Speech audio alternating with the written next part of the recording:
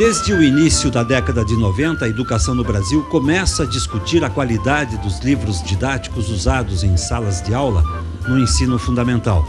Em 94, um relatório foi feito e reunia algumas críticas, especialmente ao conteúdo dos livros de ciências. Em 97, os especialistas declaram a situação como muito preocupante. Desde então, se discute o problema, mas ainda muito timidamente.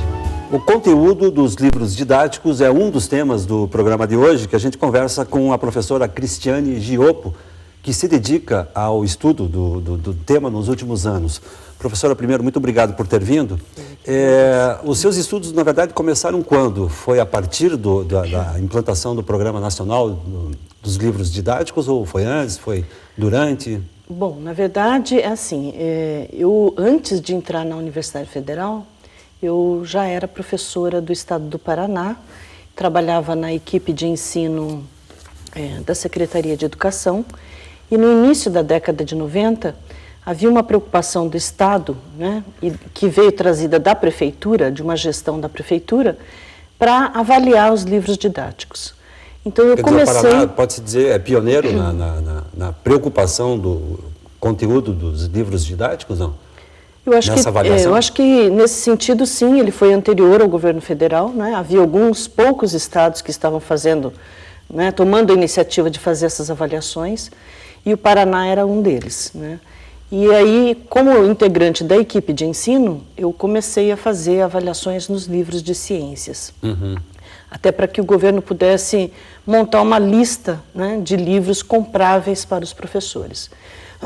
Depois disso, quando eu ingressei na universidade, esse tema ficou adormecido, né? Uhum. Até o início do meu mestrado, quando coincidiu, então, com a primeira avaliação dos livros didáticos em nível nacional.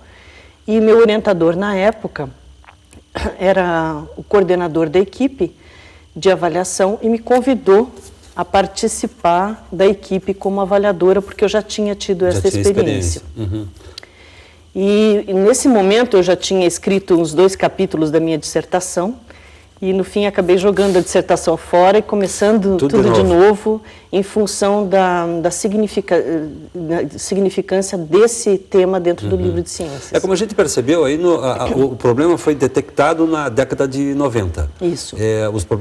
Os livros didáticos não estão correspondendo à expectativa do ensino, né? Isso. Do que é necessário, enfim.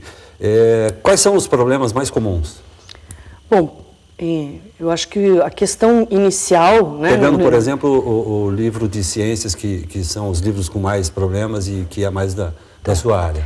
Não, é assim, a questão inicial do livro de ciências era o conteúdo, né, que era uma das coisas que os professores sentiam e nós observávamos no livro que era uma das coisas mais graves que havia, né? Uma outra questão que era radical também era a questão do preconceito. Então, os 2 critérios de avaliação no início da década de 90 foram o erro conceitual e o preconceito. Uhum. Na verdade, nós tínhamos feito uma proposta bastante grande para o Sistema Nacional de Avaliação, mas essa proposta deveria entrar em acordo com as editoras, né? E eles entenderam que muitas das coisas que estavam sendo colocadas ali eram coisas que não se poderia avaliar objetivamente. E, nesse sentido, então, esses 2 critérios foram os que restaram de uma proposta inicial de muitos critérios. Conteúdo e preconceito. O erro conceitual e o preconceito. Os problemas mais comuns com relação a conteúdo, quais são? Bom, neste momento, né, em 2006 já, os problemas... Na época, por exemplo, na década de 90, o que era mais comum? Os problemas mais comuns na década de 90, nós encontramos, na verdade, 2. Né? Um deles era o conteúdo de astronomia, que estava sendo inserido no livro de ciências, então ele estava saindo do livro de geografia e entrando no livro de ciências, porque se entendia, então, que a astronomia era uma ciência natural e que não deveria fazer parte do conteúdo de geografia, porque a geografia estava se tornando objetivamente uma discussão mais da geografia humana do que da geografia física. Né? Então, a astronomia então, deveria passar para o conteúdo das ciências naturais. E com isso, os professores não tinham formação para trabalhar a astronomia, aliás, até hoje ainda temos certas dificuldades, e o conteúdo passou a ser 1/3 do conteúdo de ciências aqui no estado do Paraná, por exemplo, passou a ser astronomia. Né? E você pegar um professor formado em biologia, por exemplo, que não teve nada de astronomia, né, ele não tinha formação nenhuma para entender aquele conteúdo.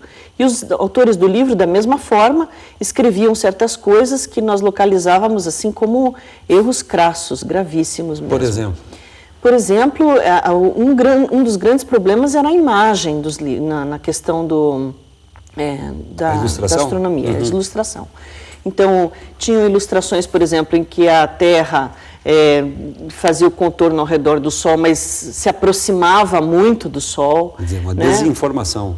Desinformação. Coisas sobre as estações do ano, né, que dizia claramente que a estação do outono era a estação das frutas, do verão, a estação do calor, etc., mas que isso não é o mais significativo, por exemplo, num país tropical como o Brasil. Né? Então, que essas características não se representam desta forma. Né?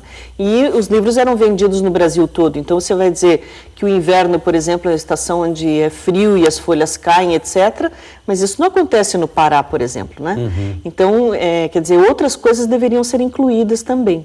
Tá? Fases da Lua, que eram coisas traduzidas do hemisfério norte, por exemplo, e eram opostas ao do hemisfério sul, né? Representação de lua cheia e quarto minguante, estavam normalmente erradas nos livros. Coisas desse tipo que apareciam nos livros de primeira e quarta série. Na verdade, a produção desses livros deve ser pensada regionalmente, então. Olha, eu acho que a produção do livro... O que serve para o norte pode não servir para o sul do país, é isso? Pode não servir. Mas se você quiser pensar um livro nacional, eu acho que ele pode ter algumas características gerais, alguns termos gerais, e depois você especificar algumas regionalidades, né? Por exemplo, as cartilhas antigas que diziam Ivo viu a uva, por exemplo, né, isso, por exemplo, Ivo não é um nome comum no norte do país e uva também não é uma fruta comum lá. Então, mais do sul. Né, então, Ivo viu a uva era uma coisa na cartilha que não servia para entender o que era. E isso aconteceu até a década de 90. Aconteceu. E começou a mudar a partir do Programa Nacional dos Livros Didáticos. Quer dizer, ele já vinha uma discussão crescente em nível acadêmico, né? Com inúmeras teses discutindo o problema, e eu acho que essas discussões geraram, né, quer dizer, empurraram a avaliação em nível nacional. Né? Elas começaram a pressionar o Ministério da Educação a fazer uma avaliação em nível nacional, porque, na verdade, eles compravam livros para o Brasil, mas analisavam muito a estrutura física, a durabilidade do livro, né, o tamanho da letra, a cor da letra, a espessura da página ou da capa, mas não o conteúdo. Analisavam o livro fisicamente. Isso apenas. É absurdo. Era o que acontecia. Aconteceu até o final de 90 mesmo. Aconteceu. E a questão do racismo, do preconceito? A questão do racismo, se via nos livros? Olha, o preconceito, na verdade, ele é uma coisa que foi incluída porque ele está na Constituição, né? Quer dizer, se a pessoa for acusada de preconceito, ela não tem nem direito a ficar em liberdade, né? Ela tem que... Mas no livro didático, isso aparece ainda de forma bastante sutil, né? Você não tem algo declarado no livro didático, mas ele aparece em número, por exemplo, nós fizemos uma pesquisa mostrando o número de meninos e meninas que aparecem nos livros, e tem livros que têm assim, 90% de figuras humanas e que são homens, e 10% apenas são meninas. Né? Num livro de ciências, isso traz uma representação para o aluno, né? De que para ensinar ou aprender ciências, quem aprende mais é o menino. Né? A menina não se enxerga ali naquele livro. Pressupõe-se isso.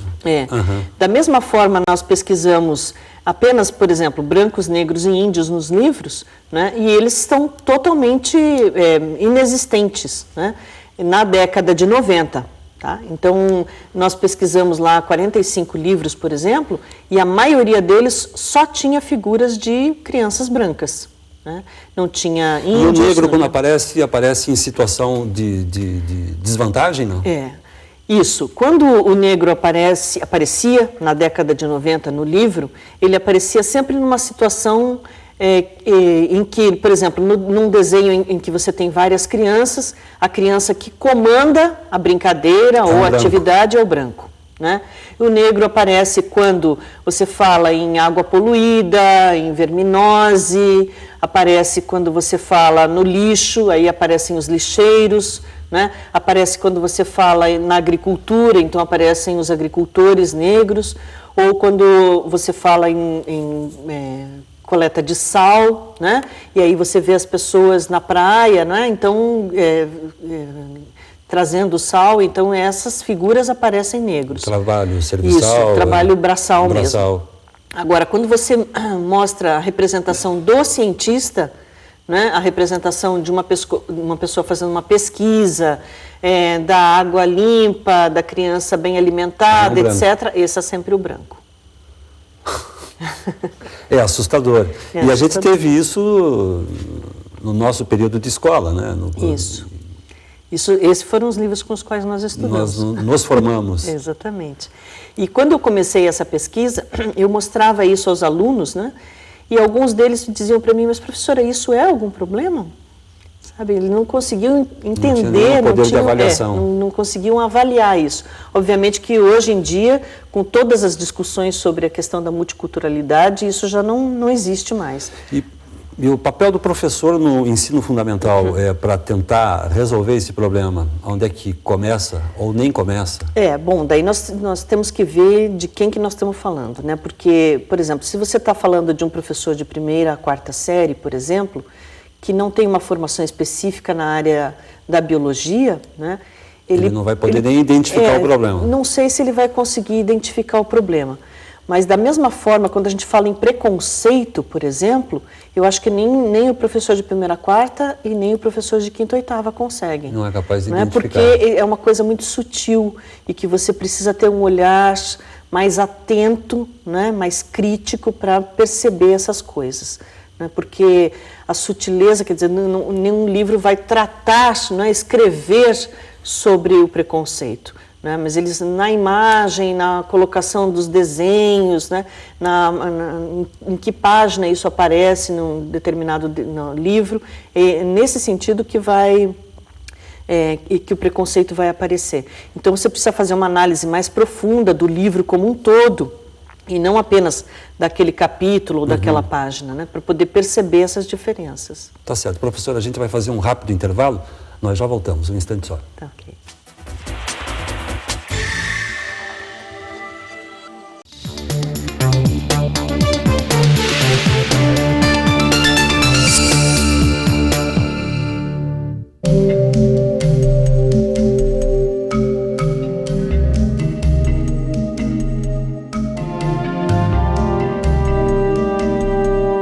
Restos de tecidos, pedaços de embalagens, garrafas plásticas e até móveis. Verdadeiras ilhas de lixo. Se o lixo que você produz for jogado em qualquer lugar, ele pode contaminar o rio que abastece a sua própria casa. Um simples copo de água contaminada causa diarreia e muitas outras doenças que matam. Todos os anos, 10 milhões de pessoas morrem porque bebem água contaminada. Contaminar a água põe em risco a sua vida e a de todos os outros seres vivos ao seu redor.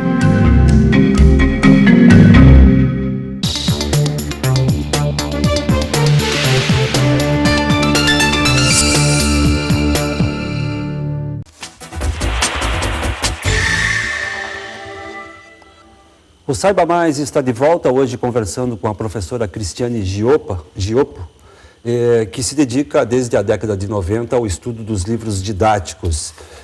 Professora, por trás desse mercado existem editoras e com grandes interesses comerciais. Como vencer essa barreira? Na verdade, a senhora mesma falou no primeiro bloco que a preocupação era mais com a durabilidade dos livros do que com o conteúdo.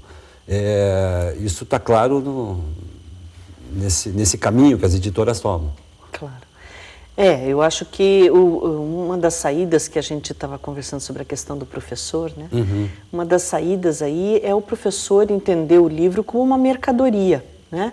E que ela tem que ser avaliada pelo comprador como você faz uma avaliação de qualquer coisa, né? Você não vai numa loja comprar uma televisão e essa televisão está quebrada e você não vai comprá-la, né? Assim como você não vai comprar um vestido numa loja e ele está mal cortado, um ombro fica mais comprido que o outro, você não vai comprar. Mas o professor olha um livro didático e na hora que ele vê um erro, ele diz, isso eu corrijo na sala de aula, né? Então ele é mais condescendente em relação ao livro do que ele é em relação a uma outra mercadoria qualquer. Né? Mas isso porque o livro é imposto ao professor? Com esse livro que você vai trabalhar? Olha, em alguns momentos sim, né? Porque às vezes o professor escolhe o livro e o que ele recebe é uma outra coisa, né? Então ele escolheu um livro e ele tem que trabalhar com outro. Mas em algumas outras escolas, nas escolas privadas, por exemplo, é o próprio professor que escolhe o livro, né? Em algumas escolas esse livro já tinha sido escolhido anos anteriores, aí quando muda o professor ele não tem opção, claro. Quer dizer, o problema é muito mais claro então no ensino público. Eu acho que é nas duas coisas, porque no ensino público o professor também tem a possibilidade de escolher o livro, né? Que vem um guia do MEC com as resenhas do livro, e ele tem a possibilidade de escolher, mas nem sempre a escolha que ele faz é o livro que ele recebe. Aí eles ficam bravos, com certeza, né? Agora, em relação a essa questão da editora, é muito sério mesmo, porque no início da década de 90 eles não estavam investindo nessa qualidade do livro. Mas hoje em dia a gente já tem um grande grupo de editoras muito bem consolidadas na questão da produção de livros. Preocupadas, de fato, com a qualidade, com o conteúdo e tudo mais. Exatamente. E os autores, onde é que entram nessa história? Os autores desses livros? Qual é a autonomia que eles têm para traçar esse caminho?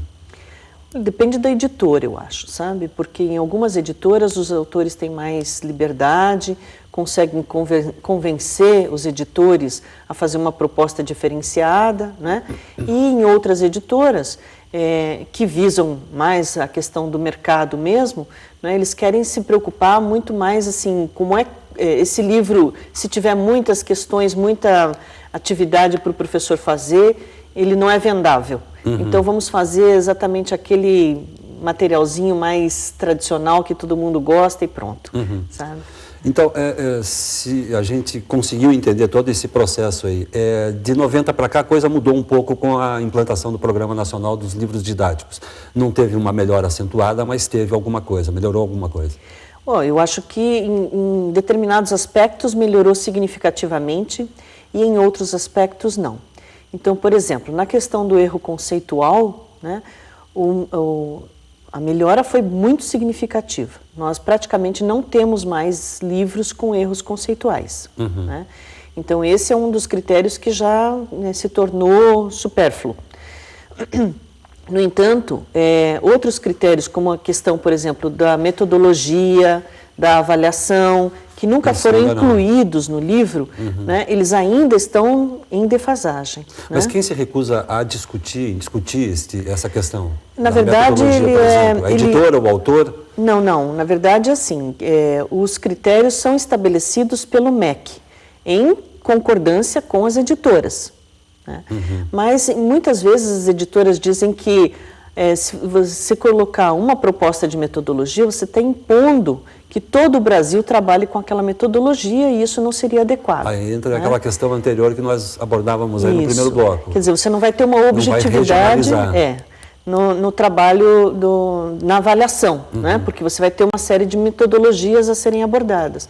Mas, na verdade, existem certas coisas, como a questão da avaliação, que são bastante problemáticas no ensino, de uma forma geral, e no livro didático, bastante especificamente na questão dos questionários, das atividades, né, que se dedicam exclusivamente, por exemplo, a atividades de memorização. né? Então, os alunos ficam no nível da memorização, são perguntas básicas, por exemplo, o que é réptil? Me dê 2 exemplos de alavancas, né?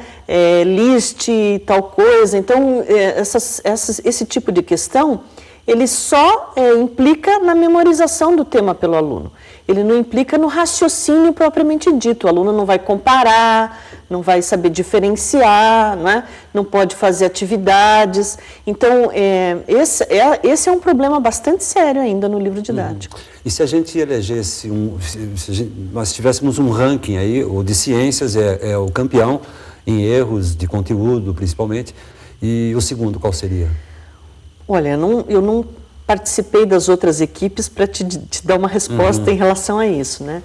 Mas os livros de ciências ainda são, até os dias de hoje, os livros que mais reprovam no MEC.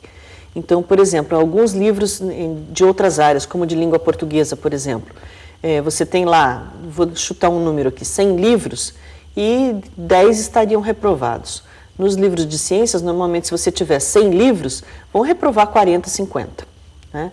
Porque os livros são mais problemáticos, os temas são muito diversificados e você tem um autor que pode ser que trabalhe num determinado tema, mas não conhece os outros, né? Então, por exemplo, o livro de ciências naturais, ele engloba a química, a física, astronomia, biologia, geologia, né? E você não tem uma pessoa capaz de analisar todos esses temas profundamente. Então, pode ser que alguma coisa passe, né? E aí, além disso, existem essas questões dos problemas de preconceito e tudo mais que têm sido mais fortemente discutidas hoje em dia. Essa avaliação oficial só é feita pelo MEC? A avaliação oficial, sim. Mas o livro, a editora, ela se inscreve, porque é uma licitação, né? Então, é a editora que quer ser avaliada que se inscreve. Então, o que nós temos aí é uma figura assim, por exemplo, a maioria das escolas que usam apostila nunca vai ser avaliada, né? Então, quer dizer, nós temos muitos dos nossos filhos usando as apostilas que nós não sabemos o que está nelas, né? O para encerrar esse tema, para entrarmos num trabalho específico seu, o que dá para aconselhar aos pais em relação ao conteúdo, principalmente? Participar, ler, me dá aqui o seu livro, deixa eu dar uma olhada nele.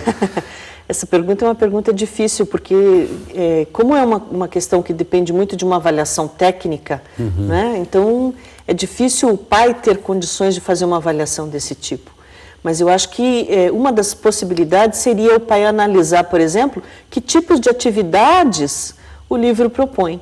Se forem só questionários, né, que o aluno tenha que responder e memorizar, então isso é um indicativo de um livro ruim, né? Se o livro propuser que o aluno pesquise, investigue, né, em vários lugares, por exemplo, na internet, em outros lugares até, esse já é um indicativo de um livro que parece ser um pouco melhor, né? Outra questão também seria avaliar a imagem no livro, porque o livro de ciências especificamente, ele tem uma ligação muito forte com a questão da imagem. Então, se o livro traz imagens ruins, figuras pequenininhas, muito texto e pouca imagem, então você teria indicativo, por exemplo, de um livro que precisa ser aperfeiçoado.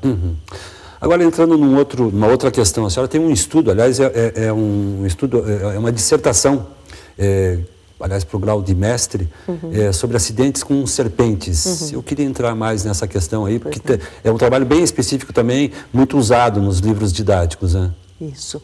Quais foram as conclusões desse trabalho? Na verdade, o que aconteceu foi assim, como eu disse no início do programa, eu estava fazendo um outro assunto na minha dissertação, quando aconteceu essa primeira avaliação dos livros, e nós percebemos que 10% dos livros que tinham sido avaliados naquela época tinham exatamente o mesmo erro, que era o erro relativo a serpentes peçonhentas, né? Então, e procedimentos de primeiros socorros em relação a essas serpentes. Ou seja, havia no livro uma indicação de que a serpente peçonhenta tem um formato, uma cara X, né? Ela tem o olho com a pupila vertical. Tem até o exemplo aqui, né? Num desses meus materiais aqui tem um exemplo aqui. Tem o olho com a pupila vertical, os dentes, né? E não sei se você vai conseguir mostrar assim, mas tem colocando no assim, quem sabe? Isso. Enfim, né, ela tem essa fisionomia malévola. Essa aqui seria uma serpente... uma serpente peçonhenta. Peçonhenta. Né? E a serpente não peçonhenta não teria as mesmas características, né? Teria, assim, a cara de um lagartinho sem pés, né? E quase mais ou menos isso.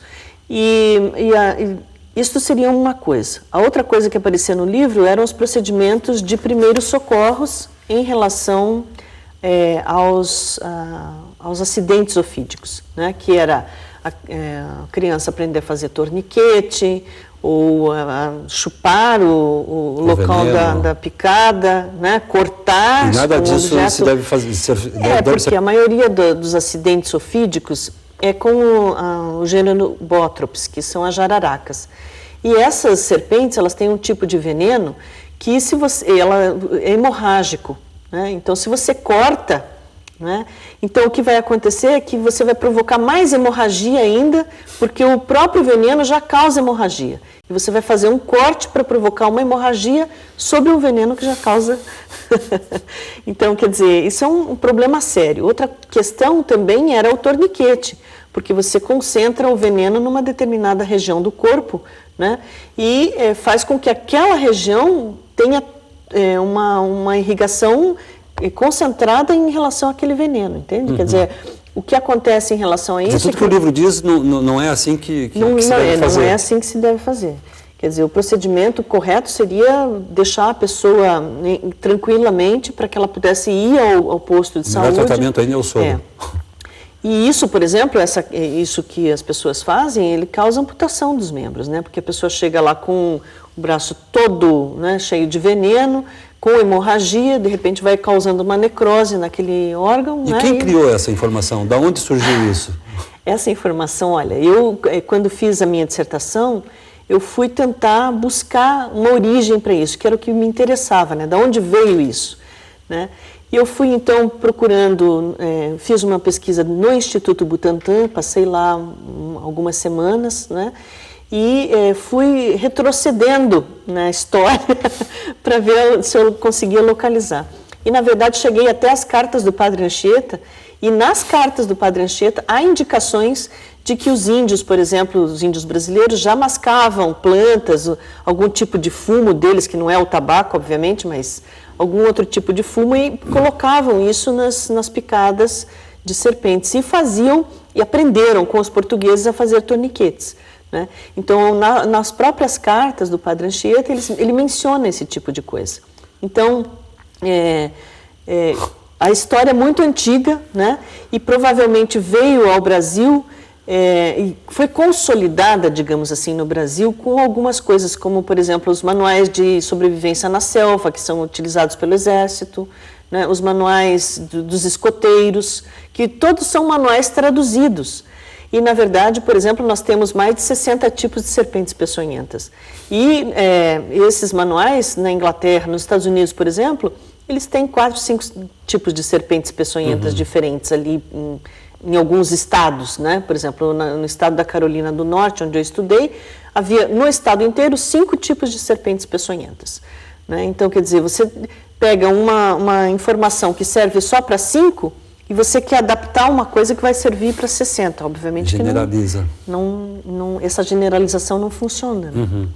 Então, esses foram duas coisas, por exemplo, esses manuais foram algumas coisas que consolidaram essa informação. É um mito que se criou, que vem desde... Exatamente. E o melhor remédio ainda continua sendo o soro. O soro, com certeza. Tá ok, professora, muito obrigado por ter vindo. Ora, não por isso, eu que agradeço. O Saiba Mais volta com uma nova edição na semana que vem. Até lá.